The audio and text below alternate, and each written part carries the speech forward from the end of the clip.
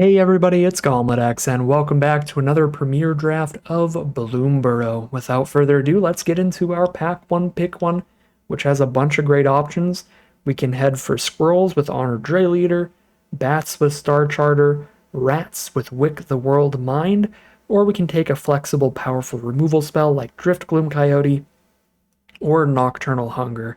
I think Nocturnal Hunger and Drift Gloom Coyote are just objectively the best picks out of this pack as the most flexible cards that will always play really, really well. But I have not managed to actually draft Rats, I think, a single time. Maybe we did it once. So I'd like to give every archetype at least one time to shine here. So if we open up a pretty solid Rat Rare, let's try to dive into Rats if we can. Although, for pick 2, we get past my favorite green card in the format, the mythic uncommon. This card is busted. Hunter's Talent. It's a 2-mana green removal spell that will also give trample to your best attacker and also become a card draw engine in the late game. It completely takes over games while still being efficient removal up front. Card is stupid good, and we're definitely taking that. Pick 3, we get past another great green uncommon to continue down that path. Galewind Moose is just a gigantic flash blocker, eats their biggest creature, and then starts getting vigilant attacks in that it's also trampling over. And it also has reach on blocks. Since it's vigilant, you're always holding it up as a blocker. Moose is super dumb. Hop to it, also incredible for rabbit decks. Starscape Cleric, great for life gain bat decks. This is a really powerful pack. There's even premium commons like Pond Prophet, Take Out the Trash, Head of the Homestead. Juicy pack there, but we're going to grab the Galewind Moose.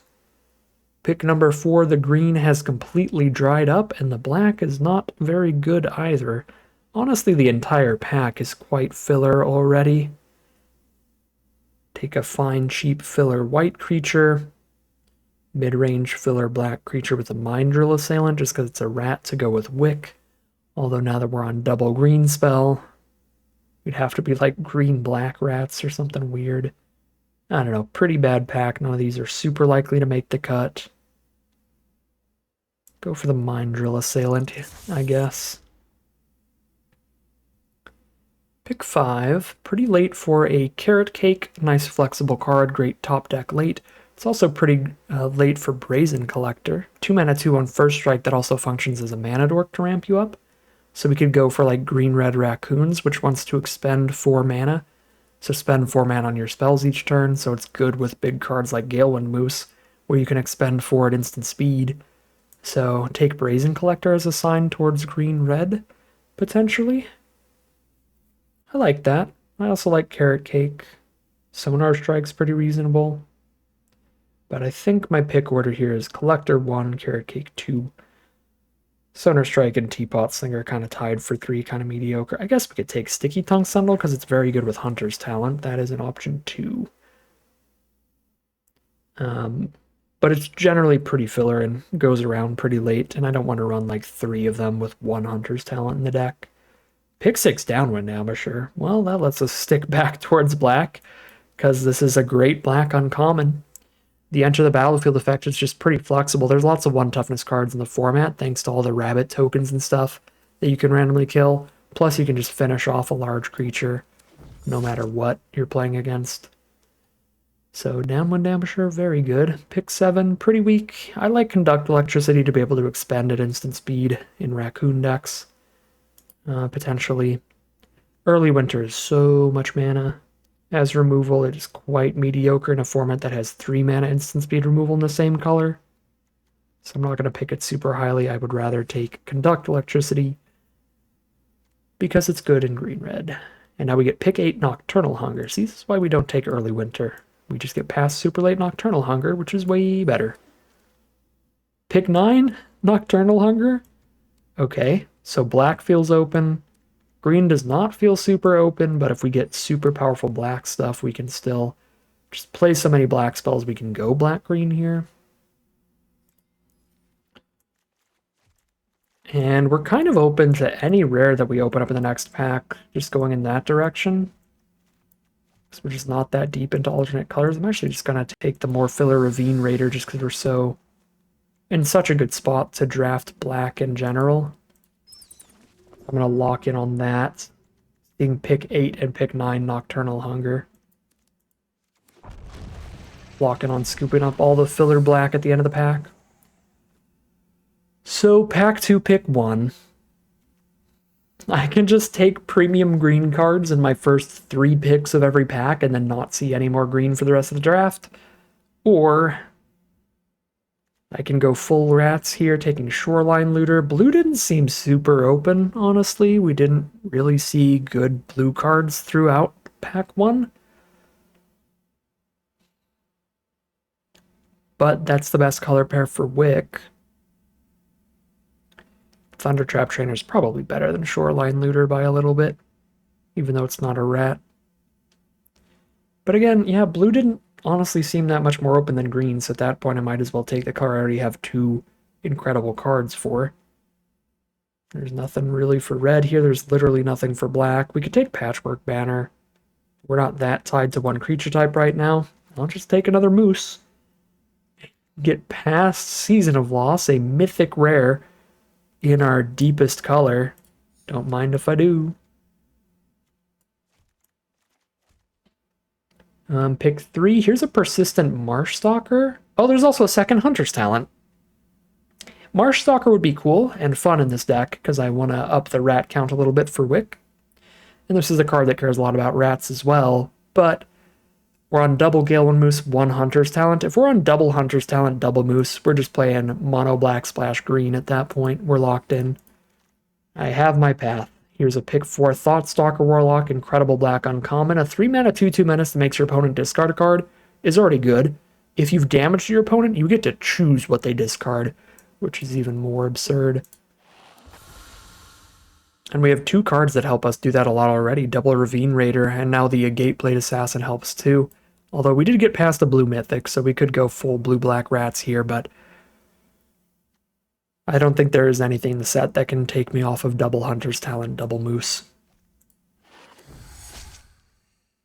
Pick 6, Hivespine Wolverine too.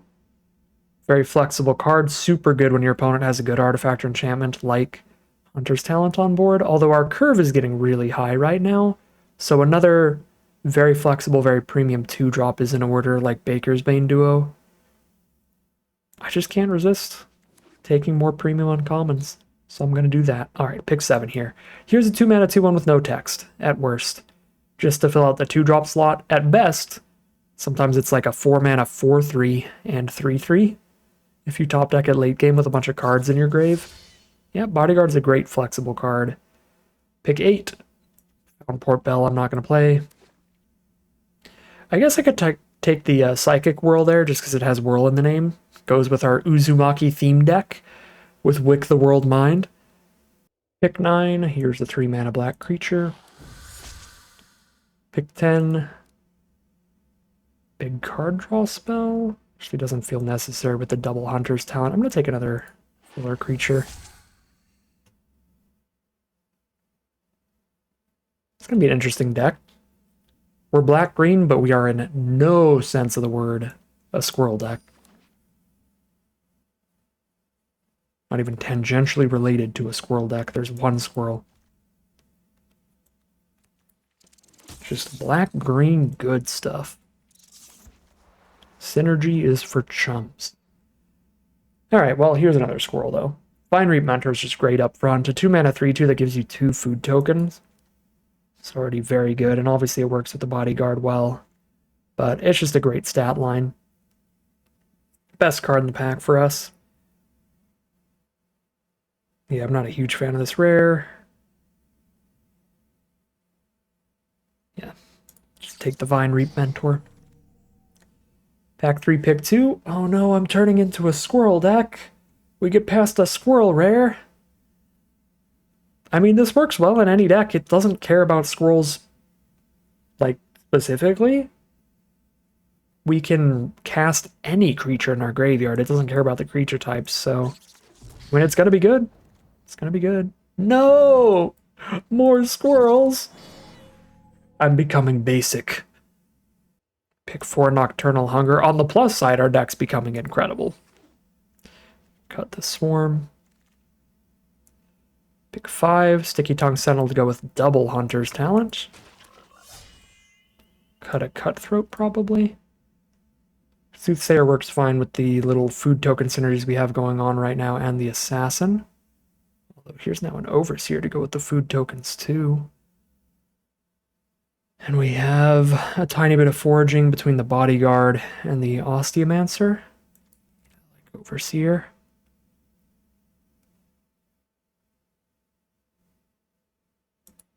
Actually cut the Mind Drill as well, and then one Cutthroat. Now we're still on 23 cards.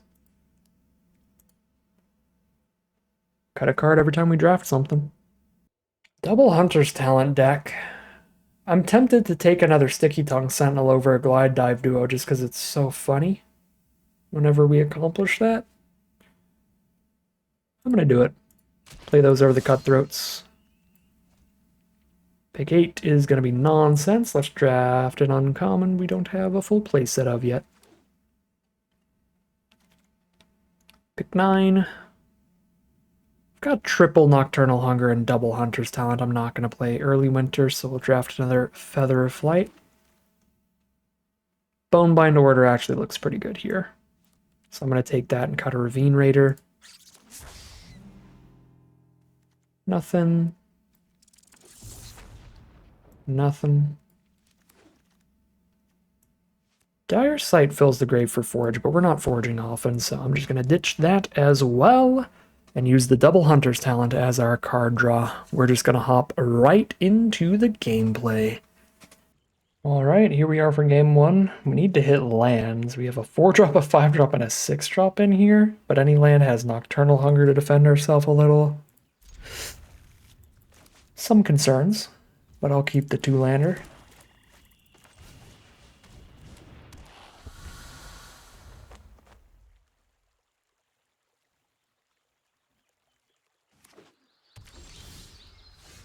So Bodyguard. It's gonna be a real long time till we're foraging, so I think I just curve out.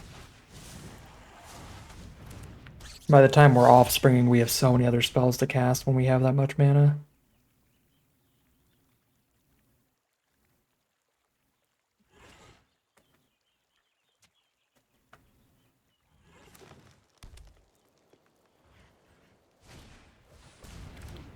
One, 3 against my 2-1. I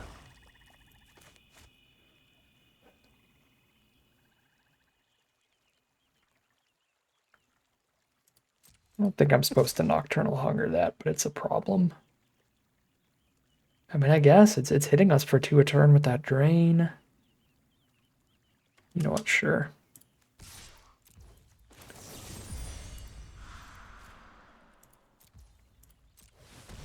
We got a lot of removal in this deck. I'll blow this one early.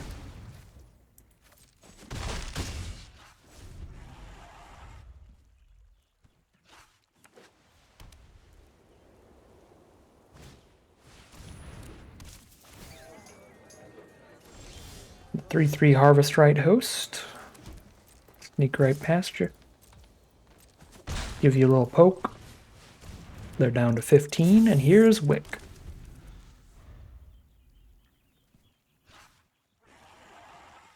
They're green, white, and black. So it shouldn't be particularly easy to draw the cards off of Harvest Right Host. All the mana up.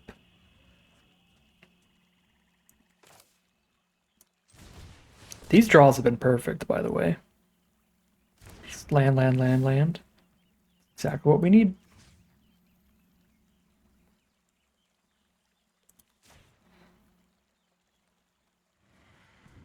Get our Bodyguard to attack into the 3/3.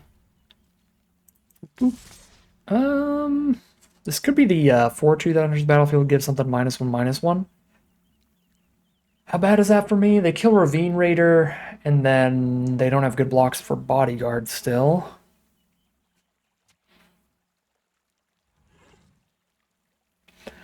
Or they -1/-1 Bodyguard to kill it with their 3/3. It's not that bad for me if it's the 4/2. We get it out of the way. And it is not that.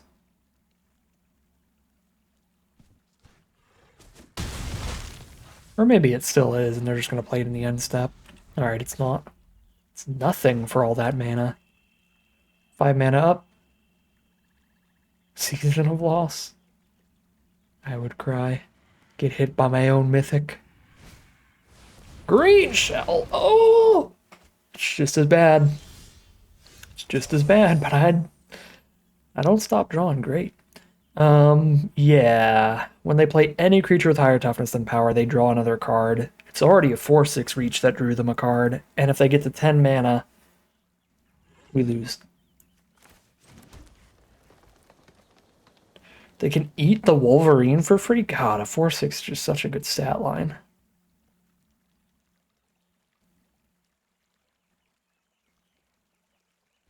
Yeah, all I can do is poke them for 1 with Ravine Raider. Or sack Wolverine to do 3 more damage. Sacking this for 3 points of damage is just definitely not right. This is going to be the world's most obvious Galewind Moose, and they wouldn't attack anyway into this board state. Even if we were completely tapped out. But I can make sure the Moose dodges sorcery speed removal this way. Yikes.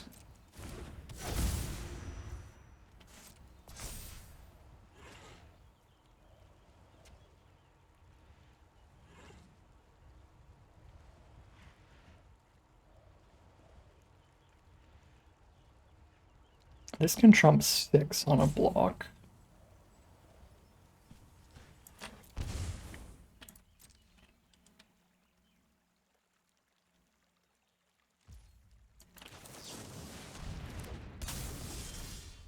Oh, hello there. Okay. Okay, that's a huge turn. Think the green shell is more important to kill, surprisingly.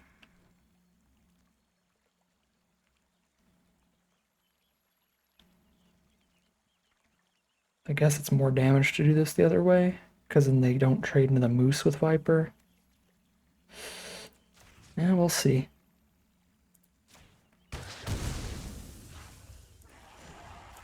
This is insane amounts of damage no matter what. No, I think that's just straight up the winning top deck. Hunter's Talents just continues to be a broken Magic card.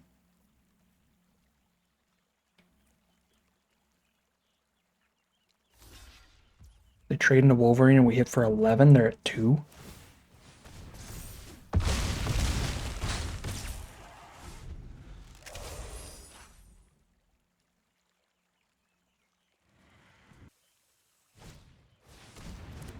There's a Dagger Fang duo, but we have a lot of trampling damage coming in.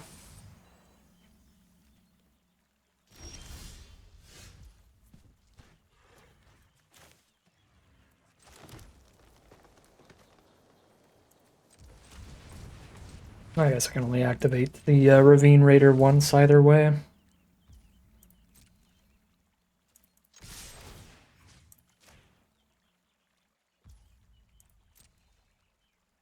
Onboard lethal.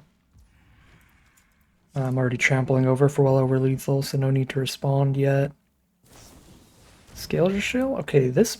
I don't know the math. We'll see. Let's see what the math is. Still well over lethal. Alright, an extra 3 damage in there. Alright, incredible rares from our opponent. 2 in a row there with the green shell into the Blight Viper thing, but it turns out curving out is just superior. Curving out OP, please nerf. And we had really lucky draws to be able to do that because we kept a 2-lander and then curved out. Just hitting all of the lands right on time. And that Hunter's Talent top deck was also pivotal. Alright. Fine hand is fine. Playing on the draw here.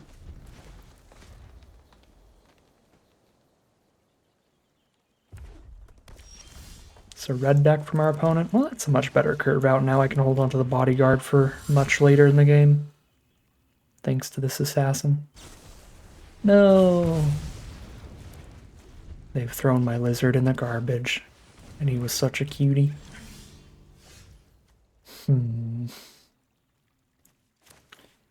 This is a mana dork that also gets bigger the longer the game goes on, so I think it's just worth killing it. And I'm not going to give them the food. They are on greens. They could have ways to forage that food away for value.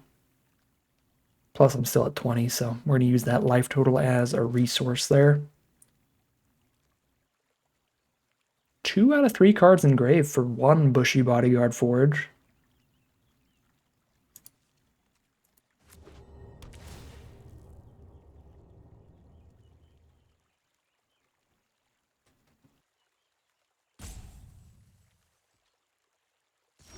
Pass the turn with a bunch of open mana. 2 can play at that game, but I'm not going to. I'm going to play Wick the World Mind. Alright, they had nothing to do with all that mana. I'm just going to assault Wick. At least they didn't assault his dog. They wouldn't like what had happened then.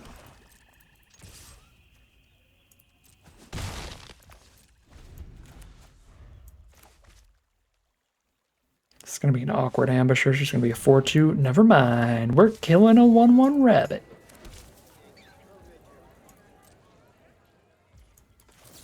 Which is still not very good, because the head of the homestead still wins that. They're up a rabbit in the exchange. Our downwind ambusher kills a rabbit and trades into the 3-2 body. But it gives us the 3rd card engraved for the Bushy Bodyguard, which feels worth. If I attack both here, they're just going to eat my 1-1 snail and take 4 for a turn. They have 19 life. They have more than enough to take a little hit here. So I'm just going to send the ambusher and get this head of the homestead trade. Or get the free damage in. That works too. Alright, trade. So now I can go for a 4-3 and a 1-1 here.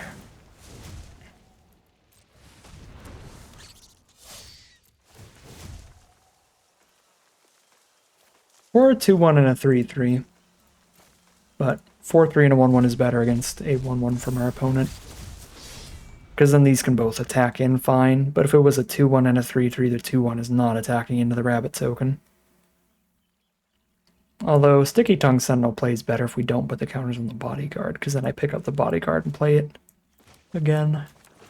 So maybe 2-1 and 3-3 was still worth it. Hey, Ygra. I'm hungry myself. Go ahead and eat ya. Hope you don't mind. That's the perfect draw. Now I can actually just sack a food token to kill Ygra. Instead of an actual creature here. Although, maybe it was worth sacking the snail, because the food could be used on a forge later if I Sticky Tongue Sentinel up the bodyguard. Or something like that.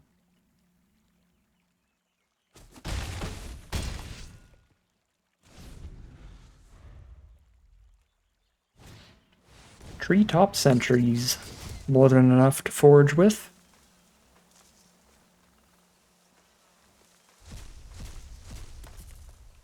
That's a pretty big blocker too. They can double block Bushy Bodyguard well, and Vine Reap Mentor can't even attack. Ooh, Wild Guide? At least they didn't offspring it, but that still gets a +1/+1 counter every turn until it's too big to attack into. Oh shoot, I am not breaking through that 2-4, am I? There's a small bug flying in my face. Get out of my recording session.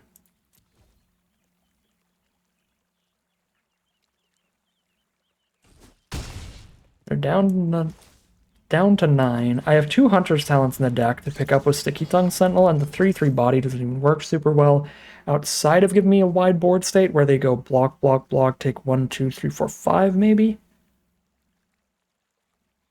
Worth the cast? Yeah, I mean, if I hit a Hunter's Talent, I can still just, like, win regardless.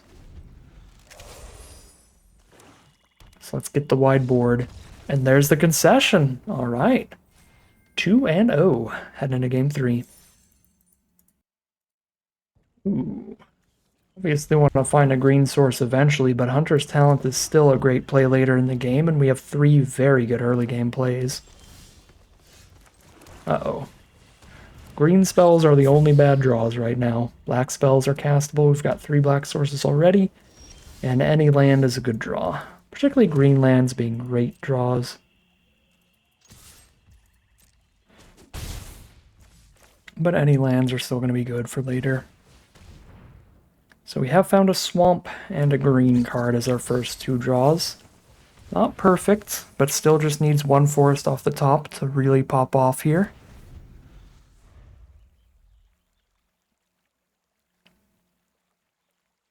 And we still have castable spells. There's 1 left, our Nocturnal Hunger.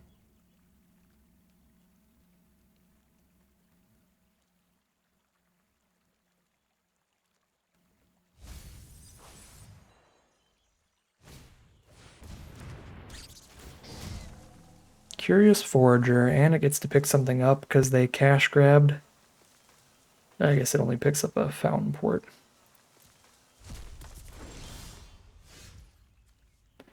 I guess they didn't realize it only picks up, what is it? Permanents. They wanted to pick up an instant there. Okay. I'd like to play another creature here, but I think I need to clear a path. You know what? No, I don't. I can just send Bonebind Order in, and the trade's fine.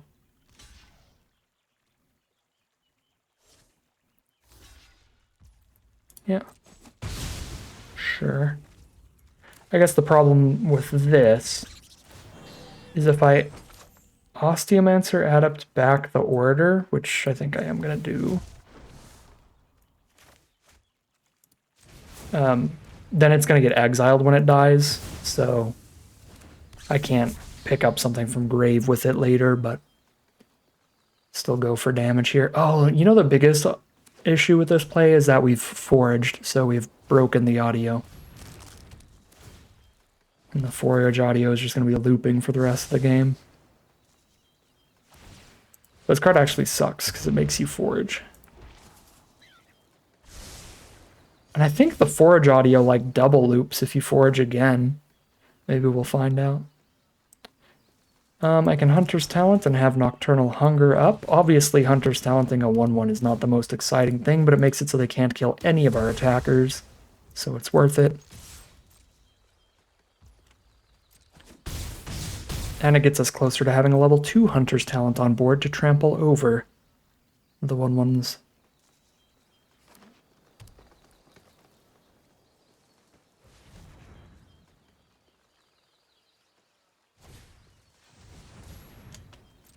Curious Forager, they can pick up a permanent for sure.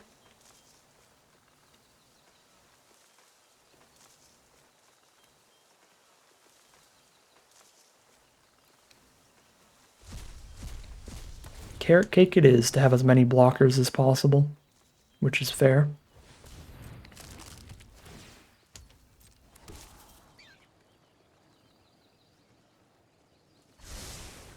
Am I staying aggressive and just Nocturnal Hungering a 3/2 here?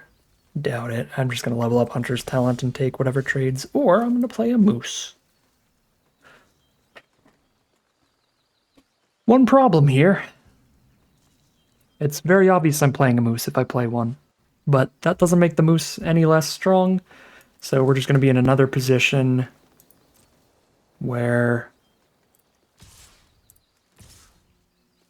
I'm just going to play the Moose during their end step just so it dodges sorcery speed removal and less because it's going to be a surprise.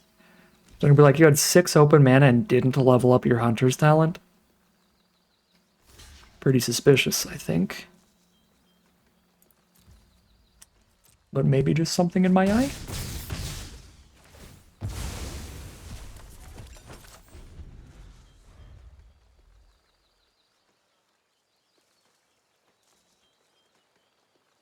And I don't know if I'm actually going to forage much more, so I'm just going to turn the SFX off. If I forage a couple more times, I'll turn them back on so we can hear if it like triple loops or anything. That's bad. +1/+1 counter on one of their creatures every turn. If they level it up all the way, it's going to be 2 +1/+1 counters, and that card's going to have ward, and that card is a double striker? Well, I'll just pay for the ward next turn. We get the moose first.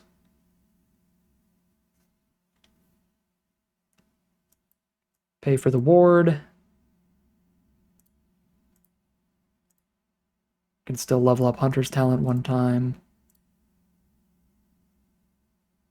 Big swings. Level up again next turn to draw cards. Plus I have a food for Osteomancer Adept to recast my creature, my Vine Reap Mentor next turn.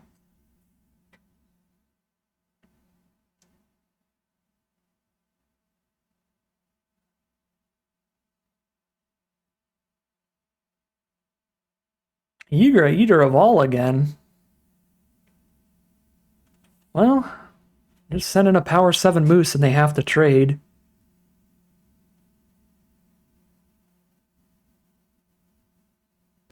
Actually, they have to block the Moose either way, so I can send in both and hit for 3 here. Feels better. Oh wait, no, it's not a trade. I'm such an idiot. Why did my brain do that? Why did my brain do that? Yeah, putting them to 2 is not worth letting them keep Igra.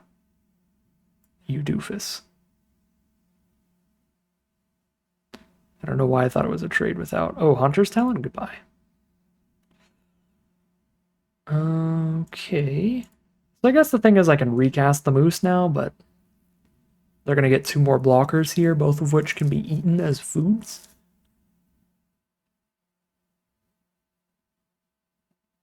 I might have punted the game away. That was so clearly just attack with Moose. I had to target the Moose with the thing, but I could have gotten 2 damage off of Adept. I just had to use the +1/+0 on the Moose. I don't know how I flubbed that. Now they top decked into Essence Channeler, and they can just eat the carrot cake, make it bigger, and get a rabbit. Oh my god, that was a bad punt.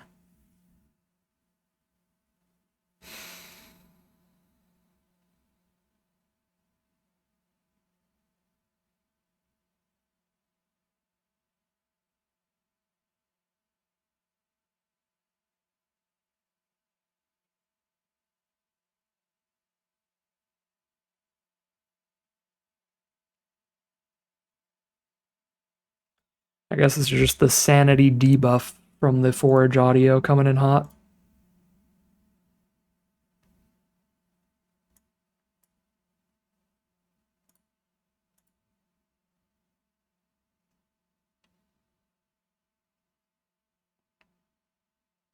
Wow, I could have actually cast both of these this turn. Although I would have had to sack something real for the Vine Reap Mentor. So I could have sacked the food for Vine Reap Mentor, and then after playing Vine Reap Mentor, I'd get a food token, then I sack the food token for the Moose. Shoot. Yeah, if I played land for turn. I didn't realize this lets me cast the whole graveyard instead of just one card specifically. So Death Touch Trample Osteomancer Adept is still kind of a big deal. No matter how big they Innkeeper's Talent up their stuff. And I'm drawing 2 cards a turn now. So we can still draw out of our super bad punt. There was a super bad punt, followed by a sequencing error punt of not getting a 3/2 and a Moose out this turn. But the Trump attacking with Geldwin Moose was a infinitely more big punt in the grand scheme of things.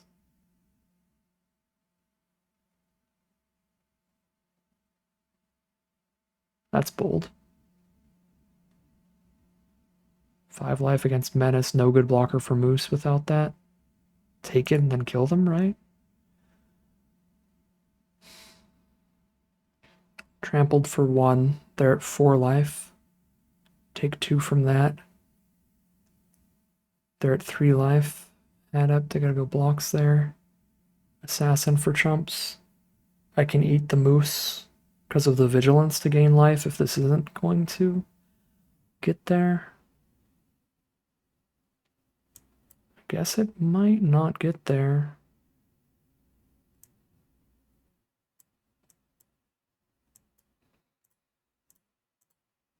Whatever, if I punted the game away, I punted the game away. This still looks really close to lethal and they could mess it up. Like, no matter what, it leaves them with just Igra. When I have two, well, I have one blocker up. So if they hit removal for my blocker, they get me. I suppose. That's dead, right? Yeah, that's 5 damage to them. I think they messed it up because Death Touch Trample. All right. Luckily, the reverse punt from our opponent, we were in a position where they basically needed to also punt to lose because we punted so hard earlier. So pretty lucky there. Wanted to turn the SFX back on, but I can't get to the audio menu now. I can't pull open the settings, so we can't hear if all of our foraging ended up with like 4 different forage audios all going over each other. All right, that game should have been much safer and much more winnable. I just forgot how numbers worked, and it worked and attacked a 6/6 into a 7/7 without buffing it, which was very silly. But we still end up 3-0 heading into game 4. All right, really good curve. Adept, Warlock, Wick, Moose. The moose is loose. Wait, I equipped all my phrases. Where are they? They're not on there. It's disappointing. Blacksmith Talent, pretty good for a deck with a lot of Valiant triggers. They can play like a 2-drop creature, then on turn 3 level this up and get the free equip going. And then they turn the sword into a double strikey sword. Yep, that looks like how things are going to go here. Hate to see the first striker that shuts off my attack. That's pretty annoying. Do I play the flyer here so that I can actually choose when I make them discard off Warlock? I think I do.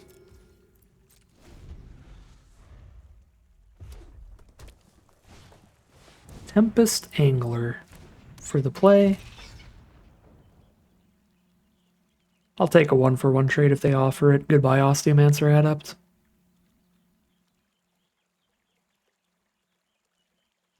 They don't offer it. So, Thoughtstalker Warlock over Wick here.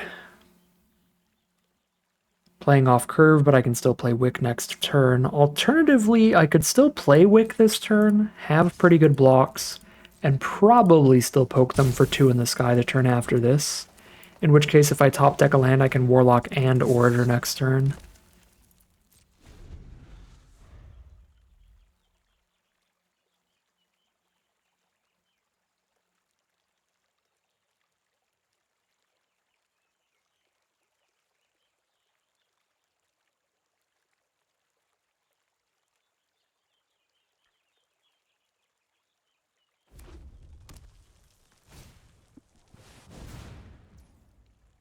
Angle Tumbler. Tap 2 untap tokens to make that a 6/6 Vigilance. They've got 1. And they keep putting counters on their creatures. Double Blacksmith's Talents. That's 2 tokens. They've got a 6/6 Vigilance blocker at any point.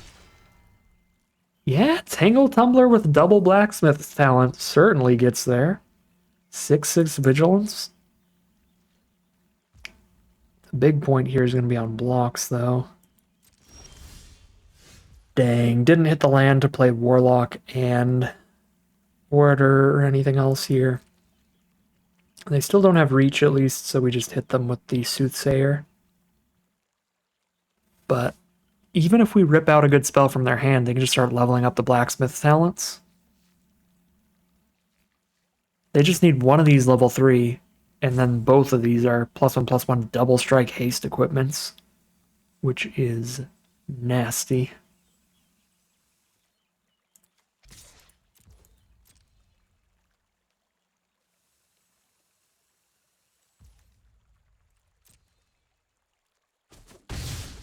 Let's see those last two cards in their hand.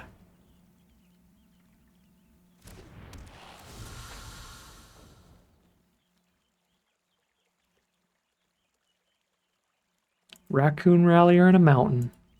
So the Rallier goes bye-bye.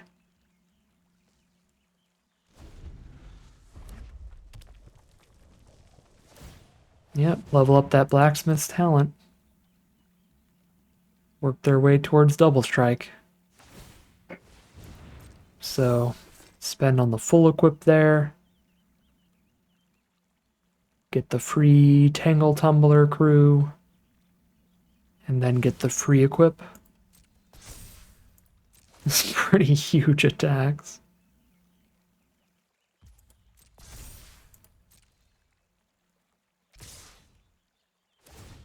Yep. Imagine we're killing this and this. Just the easiest stuff to kill. Well, if I could keep Adept on board for like recasting Warlock, that would have been pretty exciting, but this is just so much damage they're threatening with, especially once they get to double strike, that I just want to whittle down their board. Bushy Bodyguard, huh? 2 blockers. They're both just chumps, though. There's no foraging here. Might be better to just Nocturnal Hunger the Brazen Collector. It's the only creature on their board. So if they have no creatures on board, they do kind of just lose here. Emberheart Challenger. Well, now they do have a new creature. And it draws them a card every turn off of the equipment moving around. Equipment or sorcery speed. Some full control mode. Yeah, respond to this. Blow that up before they draw any cards off of it. I don't think I give them the food, but they're going to have double strike here, so I'm going to take 8 this turn. 14 life, take 8. Yeah, I'm still going to not give them the food here. Just going to take a lot of damage.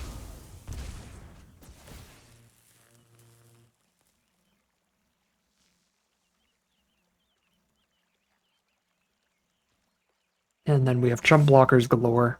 Just hit them with all this chump, hit them with all this chump, and they're dead.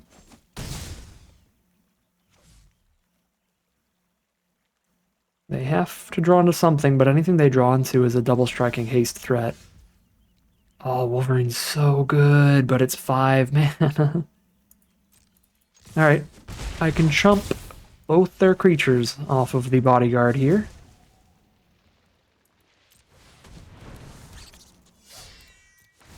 And I don't think I forage. If I do, I guess chump here and then have a 3/3. I can't attack in. Yeah. I guess if I forage onto one of them, then we have a lethal crackback if they don't top deck a creature they can't attack with Collector.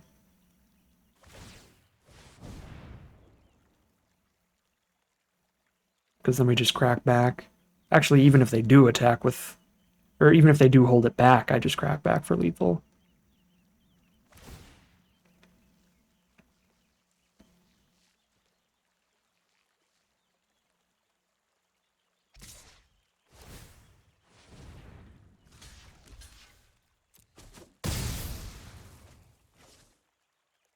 It's 8 power on our board.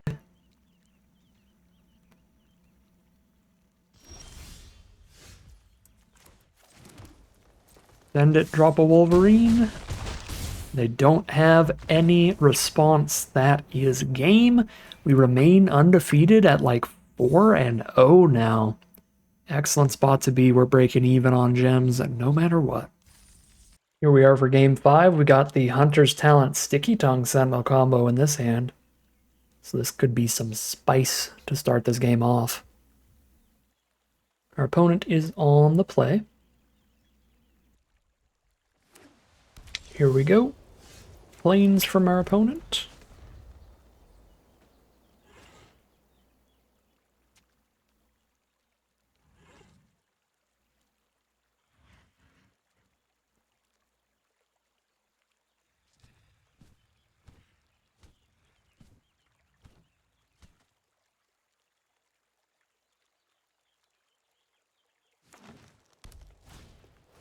Right Blade Stoat, turn 2.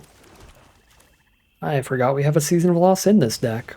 I'm probably on Hunter's Talent, Sticky Tongue, Sentinel nonsense to get ahead here, but if we fall behind, we have that Season of Loss plan.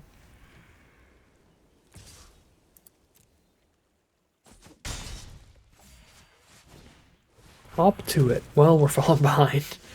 Yeah. When it's going to be enough creatures on board, I'm going to have the Season of Loss anyway now. But that can only kill 5 creatures maximum, so I'm still going to Hunter's Talent here, especially when I have the Sentinel to pick it up for a recast later.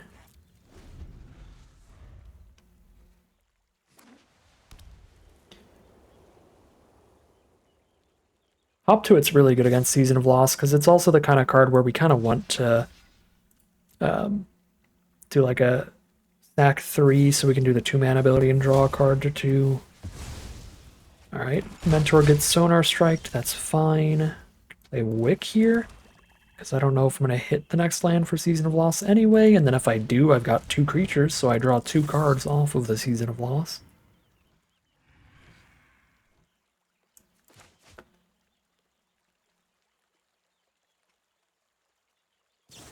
And their board is just 1/1s, so it's not even that necessary to season. I'm going to take every 1/1 for 1/1 trade that I can, just to whittle down their board to where season kills non-token creatures if we need it to. However, yeah, top decking the land means I could just wipe their entire board and pass.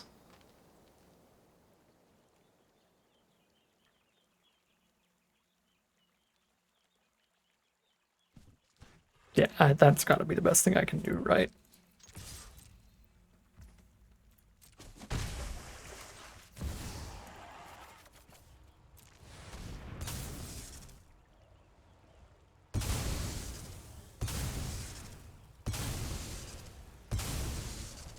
It is a shame that Coyote isn't actually exiling something where I could get a card back there.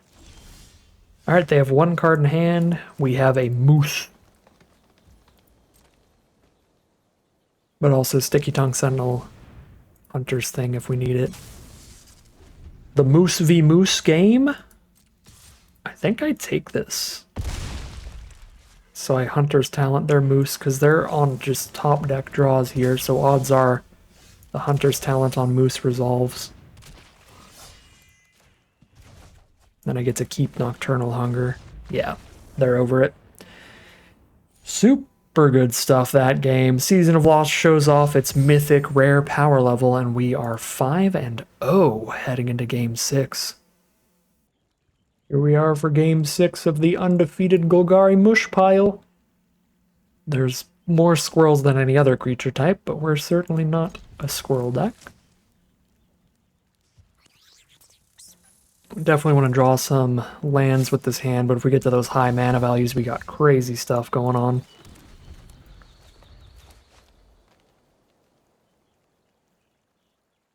Playing against a red deck. Red-black lizards. Very aggressive deck that's all about pinging us for damage to make their other lizards better in some way. So I will take every early game trade I can get, despite the Hunter's Talent being a lot weaker in that sense. We'll still have the Nocturnal Hunger into the Hivespine Wolverine.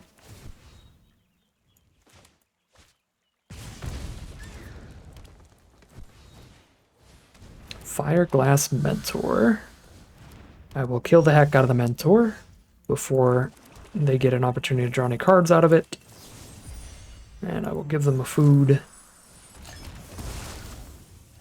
because I just want to survive to where we're casting Galewind Moose. If we get to that point, we're going to be fine. So let's do everything in our power to get to that point. Alright, we've drawn 0 creatures for the Hunter's Talents. I do kind of wish I actually held off on order there, and then we could have Hunter's Talented their creature instead. Although we would have taken considerably more damage, though, because then would have taken the 2 Hunter's Talent, they would have mentored. No. Actually, I don't know. We probably would have taken more damage. Just don't know how much more. Okay, a 5/4 body. Can still block the Boxer, and the Cutthroat can give itself Menace if I put the counter on this anyway, so I'm pretty sure I just blow up the Stocking the Pantry here.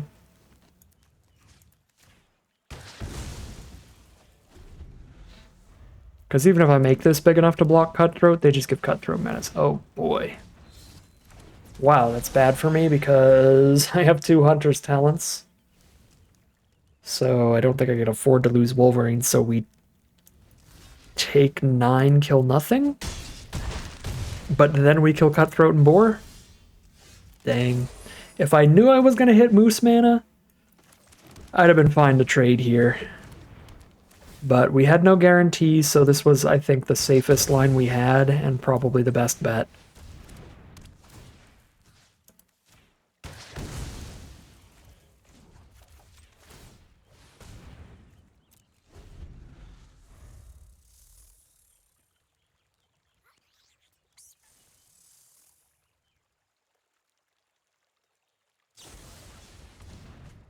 Draw a card, get a food.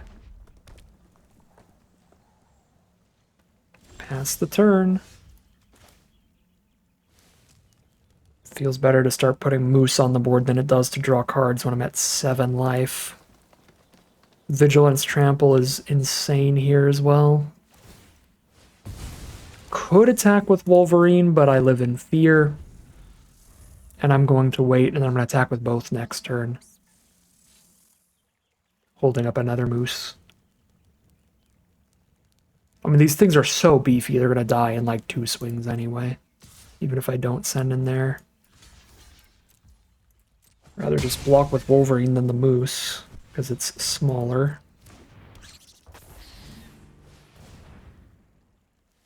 Yeah, they could have killed Moose with a Hunter's Talents. This is better for us. Moose has significantly better abilities. Ooh, that's super sweet, but I don't really care about the Orator, so I'll do that later.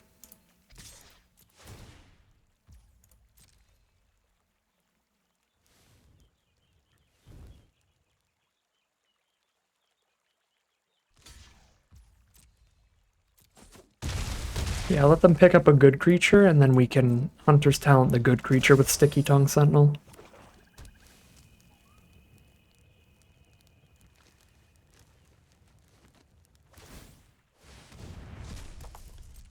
Pick up the Boar. And that'll make it to the Boar's 6 power so that it could theoretically matter. But here's 2 Moose. Now we're leveling this up to draw the cards.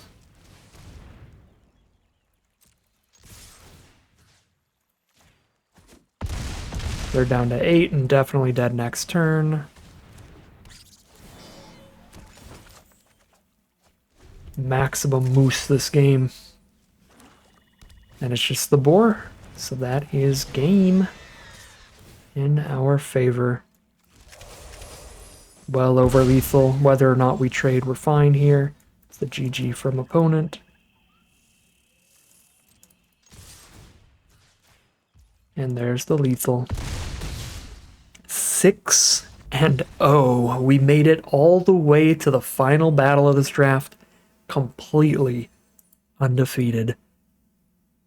All right, here we are for what could be the final game of Magic. We're in the final boss with 3 rounds in the chamber, so if we lose this, we're still back at it. But if we win, that's a 7-0, and that would be pretty sweet. So let's do our best here, and this hand certainly does its best. We have Hunter's Talent with Sticky Tongue Sentinel for double removal. We curve out with a 2-mana, 3-power creature that gives us a food token on its enter and its death. This is a really, really good start. There's Persistence Marshstalker from our opponent. Not the greatest target for Hunter's Talent, but because we have the double up here, I would like to just curve out and get the damage in.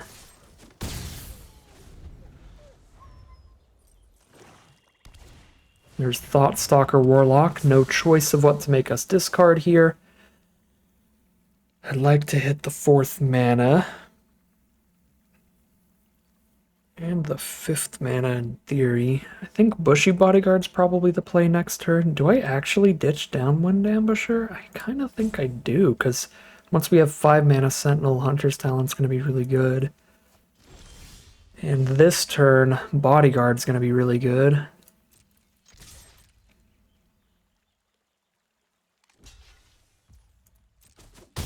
Beautiful. 2 cards in grave, but we can forge both the food.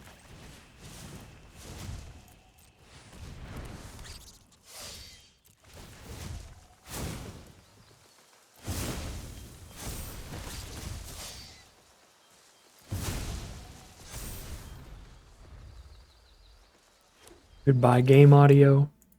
You've been deleted by the forge ability. There's a 3-tree mascot. But our creatures are 3 toughness. They still get in. Sure, fell one of them. That's fine. So no Sticky Tongue Sentinel on the Hunter's Talent this turn. Still feel like it is more than good enough to hold the ability to do that later, so I'm not going to play Sticky Tongue Sentinel. I'm just going to hit for 4.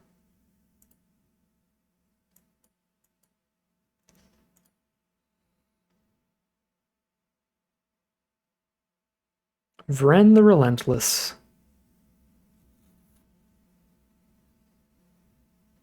I need more mana than I have to kill this Vren. And Vren is kind of an auto winner here, because I can Sticky Tongue Sentinel up the Hunter's Talent, but Vren has Ward 2, so I would need 4 mana after Sticky Tongue Sentinel to cast it.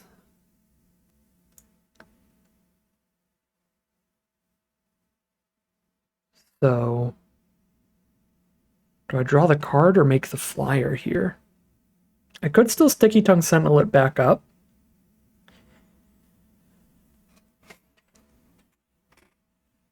But then I'm not killing Vren next turn. Unless they block with Vren, because I won't be getting the +1/+0 pre the ETB effect. So I have to be able to attack, get a +1/+0, and pick it up and recast in the same turn. So I have to hit land 7. If they have removal, they just win. They kill this, they get a rat. So I think I'm all in on draw the card on Hunter's Talent here.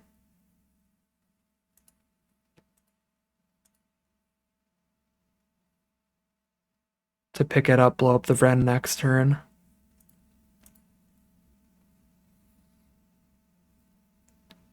Find an orator.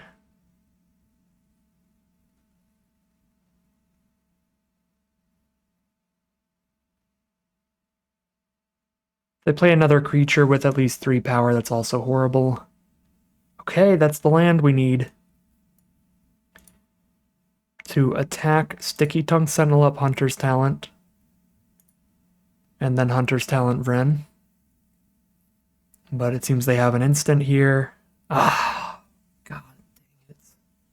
So that trades into the squirrel or just eats it with Vren. That's an absurdly bold move from our opponent. That actually means that we do still get to kill Vren. And we're still in this game. Alright, that could have been horrific for us. But luckily they blocked with Vren instead of the Ambusher. If they just blocked with the Ambusher there, we have no shot of killing Vren, and then they also get the rat token out of it, which is a 2/2 there. But now we're still in it. Carrot Cake from our opponents, a very good top deck, giving them a chump blocker and scrying, although the chump's not that good against Hunter's Talent, thankfully. Consumed by greed to just pick up Vren, well that explains them throwing it around willy-nilly. Gross. One of the best rares in the whole format, and graveyard recursion for it. Ever since the qualifier weekend where we got demolished by Vren, it's been one of my biggest groan tests, because I just have terrible memories with the card. It's very frustrating to break through.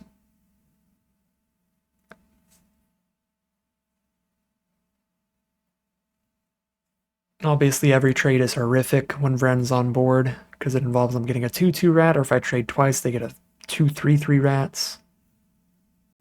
Bone Cache Overseer is not going to be good enough here. They don't get any flyers, so we can theoretically kill them in 3 swings in the sky, but they still have a carrot cake, so it's 4 swings in the sky. And I don't draw any cards off of Hunter's Talent going that way. Oh, pretty sure I'm getting Vrend. 4 life means no Soothsayer attack here, I think. Oh, they can just double block with 2 rabbits. Oh my god. Yeah, they can just double block with 2 rabbits and get the 2/2 rats. It's a 3/3 rat, actually, because 3 tree mascot works too. Okay. Well, that was the wrong line. I forgot about carrot cake. We should have just attacked for 3 in the sky, I guess, but we still just lose.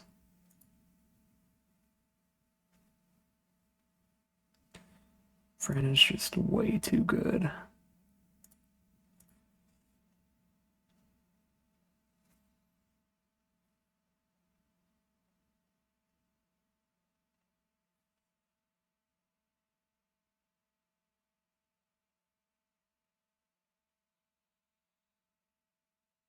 If we don't die this turn, I can top deck Season of Loss as my only out here.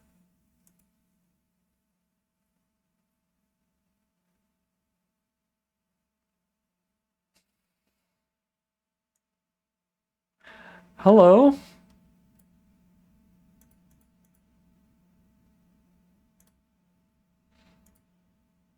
I have 4 creatures in my grave.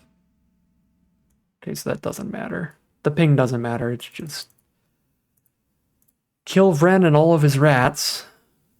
The saddest part about this is a Season of Loss for 5, and I'm technically just killing one of their cards. That whole board is just Vren. But it's worth it.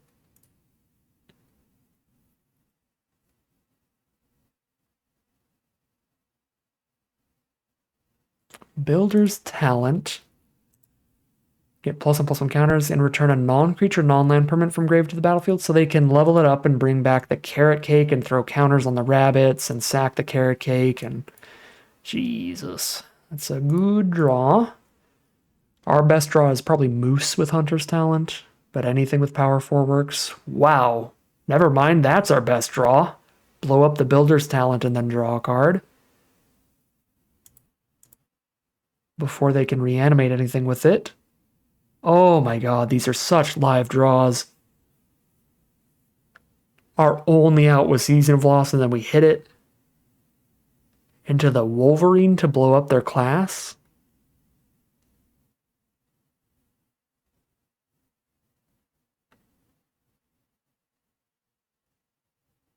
Zoraline. They're a Zoraline deck and a Vren deck?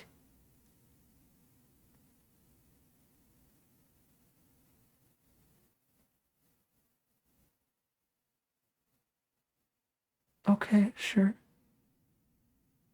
Vren, Warlock over Vren is a choice. When my only card in hand was a blind draw off of Hunter's Talent, like a 50-50 of them just hitting a land there. I guess Menace. Menace is the choice there, so that they have lethal on board if I miss here.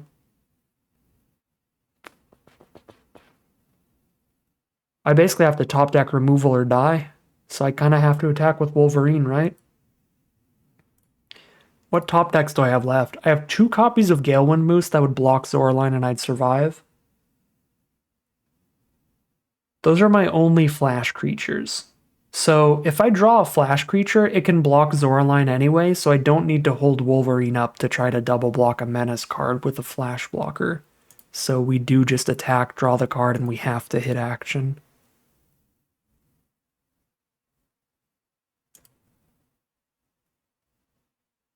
Moose. Nope. Well, shoot. Got really lucky with that last sequence of draws, but our opponent's deck is just way too strong.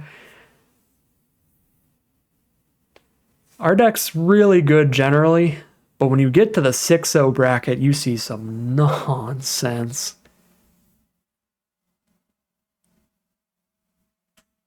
Might as well throw Vren back on the board for good measure here.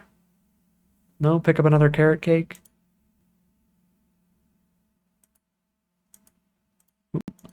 There we go. 6-1. Vren takes another name. Oh, we got through the Vren, but the Zorline post Vren. Nasty stuff. Alright, here we are for game a lot. Just 1 win away from a 7-win run, and 2 losses away from getting out of the event.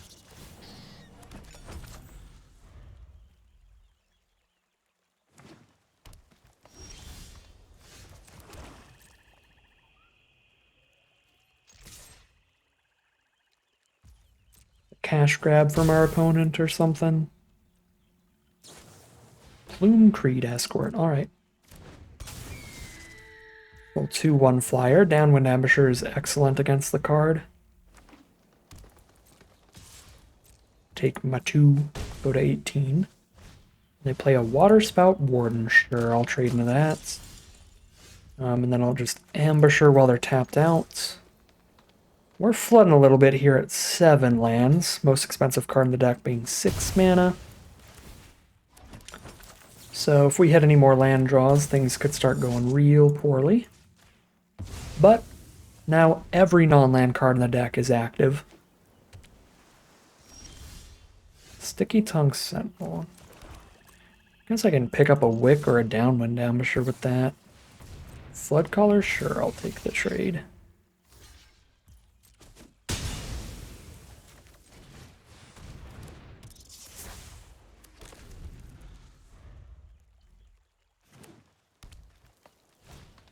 Tree Guard duo all by himself. The saddest Tree Guard duo. There's a flyer for us? I guess I just start chipping in with that then, right?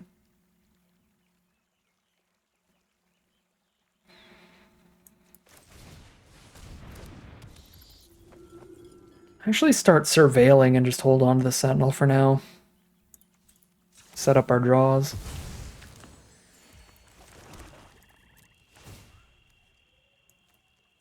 Ditch any more lands that we see.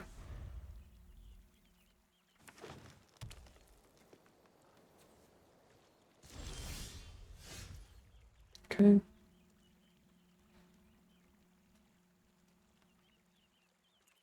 I hope Soothsayer lives, but I'm also going to poke them with it. If they have the +1/+3 reach trick, then fine. Trade it off 1 for 1 into that trick. Sugarcoat. Alright, that's just straight up removal then. Well, actually, no. That means our Sticky Tongue Sentinel just got even better. Although I haven't gained life this turn.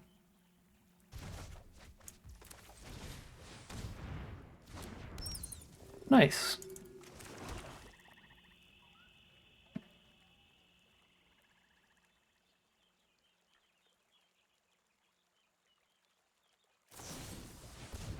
Alright, that's cool with me. We made them double removal spell it. Curious Forager, great draw here. More than enough to choose something to forage up. If they need removal, they take Sugarcoat. If they want flying threats, they grab the Plume Creed Escort, but I've got a reach blocker, so probably the Sugarcoat.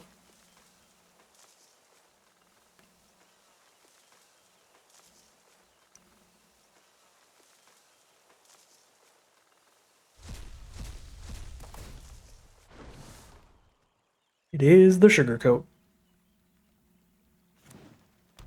And that is the only card left in their hand here. Well,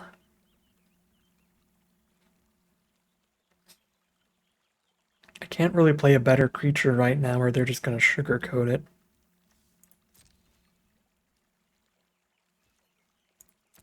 So we have to just stare at each other for now. If I play Wolverine, they just Sugarcoat Wolverine and then we keep staring at each other. The game state is not changed at all. So somebody's got to draw into something here. They have drawn into a 3-tree scribe. That still doesn't really change things. But lands really don't change things.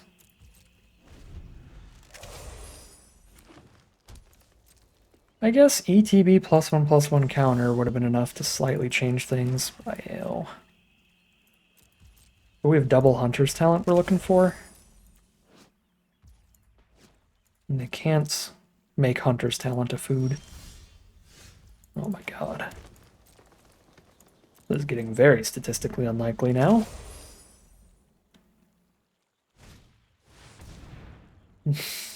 God dang it, man. The green shell with 10 lands. So the whole board is +2/+2.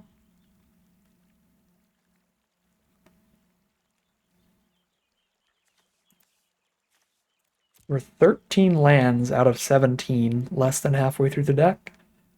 We're pretty much halfway through though, but we've hit more than 3/4 of the lands now. Should have some good shots at non-lands here. Splash Portal gives them 2 digs towards another land. And a giant attack for the turn. And a +1/+1 counter from the scribe. Oh man. Our Fecund Green Shell would be insanely active right now. Wow, they still didn't hit land 10? Like, on the one hand, you can think of that as an upside, that the board doesn't have +2/+2 right now, but it means they're hitting way more spells than us, that we're super far behind. Because we've got 12, and a 13th that was surveilled away. You're too late, Moose. This green shell's gonna rip my soul apart. Not to mention you would just get sugar-coated, so I guess we get the Wolverine sugar-coated instead. Because I can afford to cast both of these in one turn. With the draws the way they've been. Which is absolutely insane.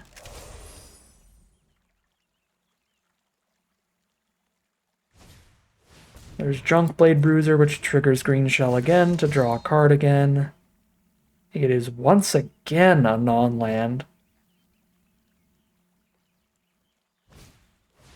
So they have to heaped harvest into the +2/+2 to the board. But yeah, I mean, they drew infinitely more spells than me and one of the biggest bombs in the format. So we lose if we don't top deck exactly Season of Loss, and even if we do, we probably still lose. Nom. Thank you, Moose. Very cool. Okay. Obviously don't have attacks into a 6/7 and a 6/8 and all that other stuff. Light Shell Duo triggers Green Shell again, draws another card, and surveils 2 before the Green Shell trigger. So they get to even choose what they're drawing, or if they're flipping a land onto the board.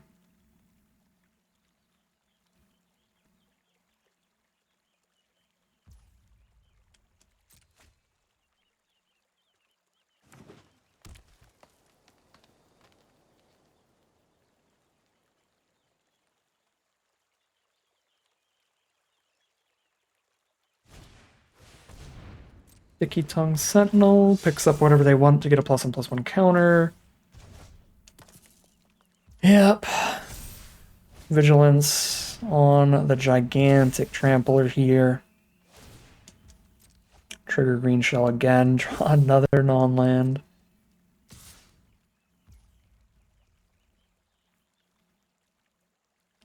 Season of Loss, they still have a creature left at this point, so we kill everything but Green Shell, and then for our board we would kill everything but Moose. And just lose. Because Moose doesn't attack in a Green Shell, and we wouldn't draw any cards because we'd have to spend all 5 paws on the sacks. I'm just going to take it. We're going to move on. Unfortunate game once again. An extreme amount of flood compared to our opponent's draws. against the best, not the best, but one of the best bombs in the format. All right, final game of Magic. We're on the 6-0 streak into getting demolished by incredible rares at 6-2 now. We've got our incredible rare here with Season of Loss, but it wasn't enough to save us. Not last round, but the round before it. We did not draw it last round. Okay.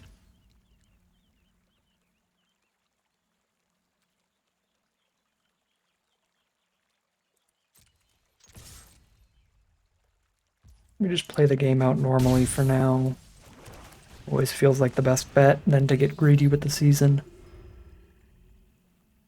Especially against green-white, because the amount of token production they have can put us in a spot where Season of Loss is just bad.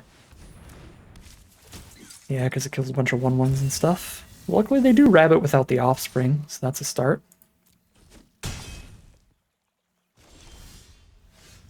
Cool. Sending the team, eat a food to surveil here.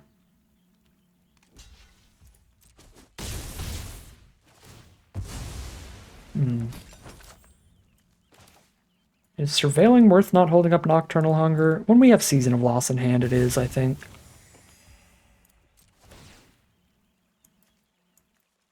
Ditch the heck out of that land. I am already just back-to-back flooding here. This is a problem. That's land 7 we just dumped in the grave very early in the game.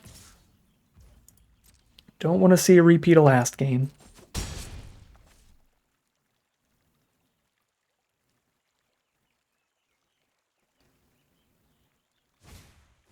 Tender Wild Guide, 2 copies of it. We can Season of Loss their whole board and draw 1 card. I lose the Soothsayer. There's land 8.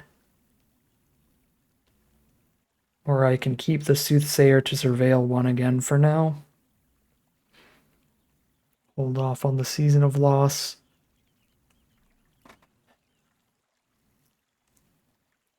If we hold off on Season of Loss, we're going to have to end up doing it for like 4 or 5 where I don't draw cards off of it anyway. But maybe we can get them to where they use removal on Soothsayer. And then that way we end up in that exchange. I don't know, but we need to hit action.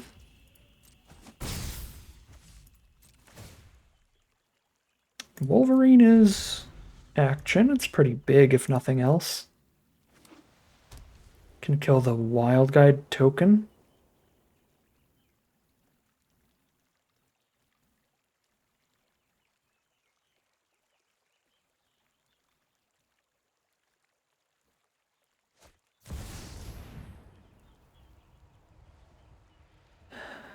Seems good. I guess it's only fair. How long does that thing have indestructible? It gets an indestructible counter? Lord have mercy. So I have to Season of Loss for 5 and have no cards in hand after that. I guess I have Wolverine. So this is going to be Season... I have to Nocturnal Hunger so they only have 5 creatures. And then Season of Loss for 5 creatures. And then it's my 1 Wolverine in hand versus their 3 cards in hand. Just doesn't seem favorable.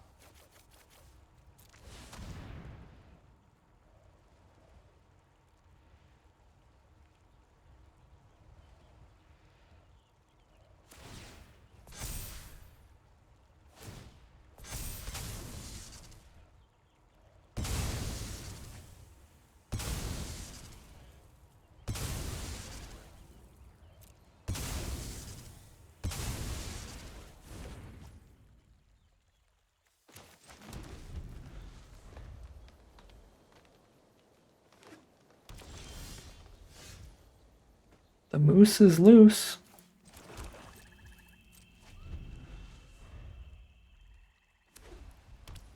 Oh, their hand is all flood too? That could be all removal, actually. Yeah.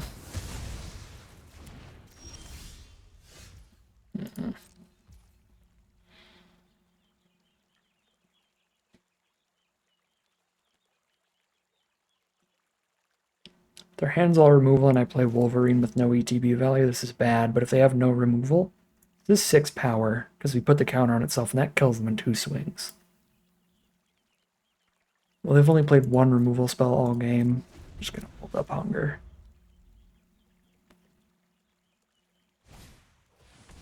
Okay, well, now I get an ETB out of Wolverine.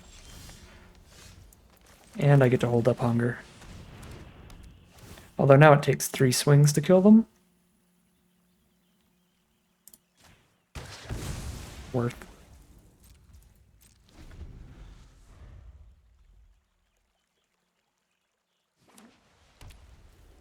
Alright, I guess I should have just played 6 power Wolverine that other turn.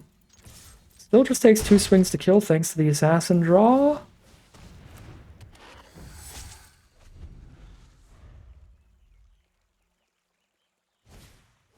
Builder's Talent is big. I think they have the mana to fully... Yeah, they can fully level it up here and bring back a non-creature permanent from grave to get a counter on the board, but they don't have a carrot cake in grave. They only have a Stocking the Pantry. So it doesn't actually play out that well here. In fact, I think they're dead if we spend removal on the 0/4 defender. Ooh, hold up all their mana instead? Oh no, just hold it for later? That's sorcery speed. Alright, so they're still just dead to Nocturnal Hunger then. Cool.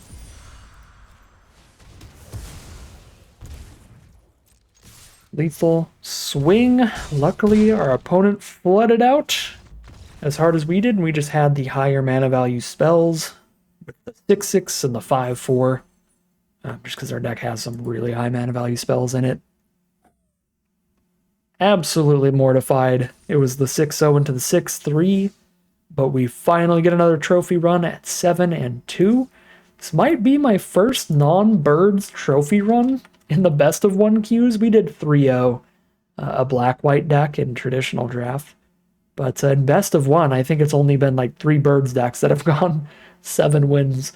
And finally, we got there with something else, and it's not even creature type focused deck, unless you count Moose as the creature type.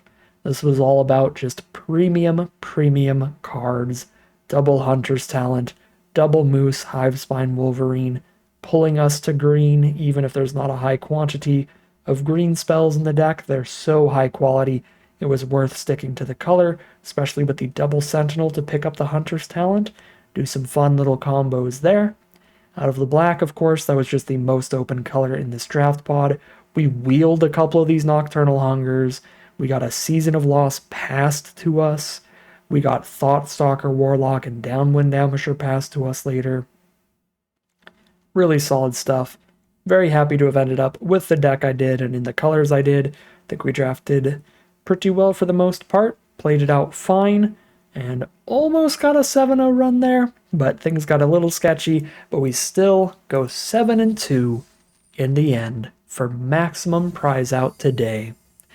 But that is going to end today's video. As always, I'd like to thank my patrons and YouTube members for their support, as well as you for watching the video.